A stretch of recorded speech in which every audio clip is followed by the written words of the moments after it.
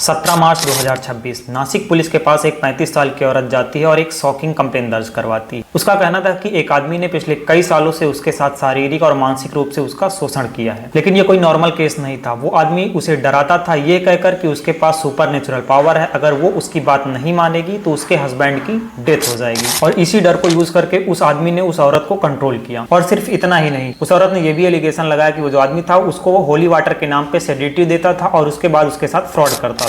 इस केस की पहली एफआईआर दर्ज होती है और केस के सीरियसनेस को देखते हुए पुलिस तुरंत एक्शन लेती है और एक स्पेशल इन्वेस्टिगेशन टीम यानी एसआईटी को गठित करती है। एफआईआर के तुरंत बाद पुलिस ने उस आदमी को अरेस्ट कर लिया और वो आदमी कोई छोटा मोटा आदमी नहीं बल्कि काफी पॉलिटिकल बैकिंग रखने वाला अशोक खारत था। अरेस्ट करने के बाद खारत को कोर्ट ले जाया गया, जहां कोर्ट ने सबसे पहले उसे पुलिस कस्टडी दी, बाद में उसे फिर जुडिशियल कस्टडी के लिए भेज दिया गया।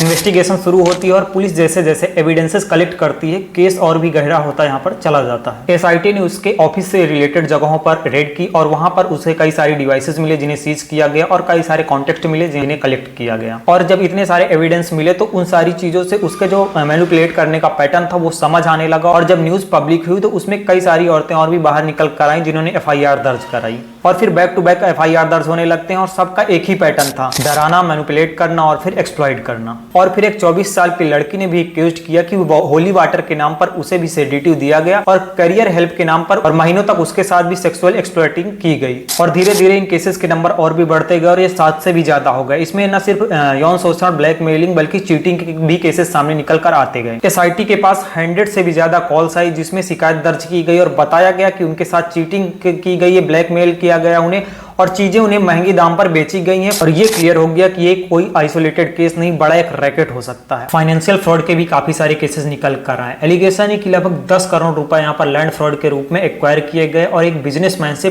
5 करोड़ रुपए पेमेंट और गिफ्ट ब्लैक मैजिक के डर से निकाल लिए गए। लेकिन सवाल है कि आखिर अशोक खरत है कौन? अशोक खरत नासिक के एक छोटे से गाँव काहंदलवाड़ी से आता है। रिपोर्ट के अनुसार ये 10वीं में फेल हो गया था और अपने घर से पैसे लेकर भाग गया था, लेकिन बाद में उसने क्लेम किया कि वो मर्चेंट नेवी उसने ज्वाइन किया और वहां पर कैप्टन बना। लेकिन कई सोर्सेज इससे डिनाई करते हैं और बोलते हैं कि ये नॉर्मल एक सेलर था। 1990s में वो नासिक शिफ्ट होता है और एस्ट्रोलॉजी और फेस रीडिंग शुरू करता है। धीरे धीरे उसने अपनी इमेज बिल्ड की, लोगों का ट्रस्ट जीता और फिर कनाडा कॉर्नर में उसने अपना ऑफिस खोला। ऑफिशियली तो वो रियल एस्टेट एडवाइजरी फर्म थी, लेकिन अंदर क्या हो रहा था वो चीजें अब निकल कर आ रही हैं और इसी वजह से उसे लोग कैप्टन बाबा के नाम से जानने लगे थे। अब सवाल आता है कि जब अशोक इतना बड़ा पावरफुल आदमी बनता जा रहा था तो आखिर उसे एक्सपोज किसने किया? दरअसल इस पूरे केस को एक्सपोज एक इनसाइडर ने किया जिसका नाम नीरज जाधव है, जो उसी का एम्प्लॉय था। 35 years old office assistant Neeraj Jadhav ने सीक्रेटली कैमरास को इंस्टॉल किया, एविडेंसेस कलेक्ट किए और फिर उसके बाद पुलिस को दिया और यहीं से फिर पूरा रैकेट एक्सपोज होना शुरू हुआ। और फिर ये केस धीरे धीरे इतना बड़ा हो गया कि ये पॉलिटिक्स तक भी पहुंच गया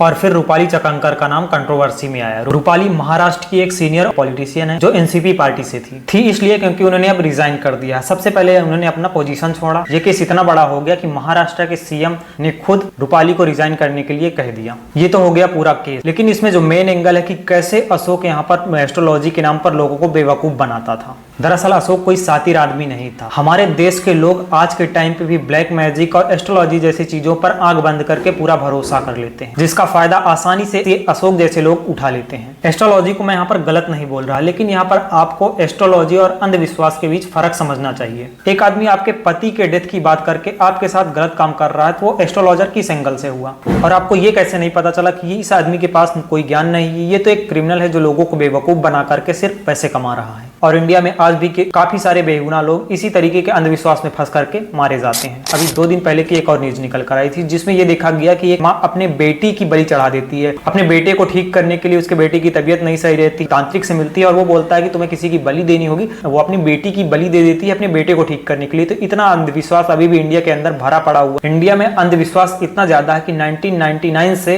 अब तक लगभग 5 से 6 हजार औरतों को सिर्फ डायन या चुड़ैल कह करके ही मार दिया गया है। और इस केस में जितने अशोक जैसे लोग दोषी हैं उतने ही दोषी वे लोग भी हैं जो अशोक जैसे लोगों को अपने सर पर चढ़ा कर रखते हैं, उनको पूछते हैं और उन पर उनके अंधविश्वास पर पूरा भरोसा कर लेते हैं। तो जागरूक बनो, अंधे नहीं।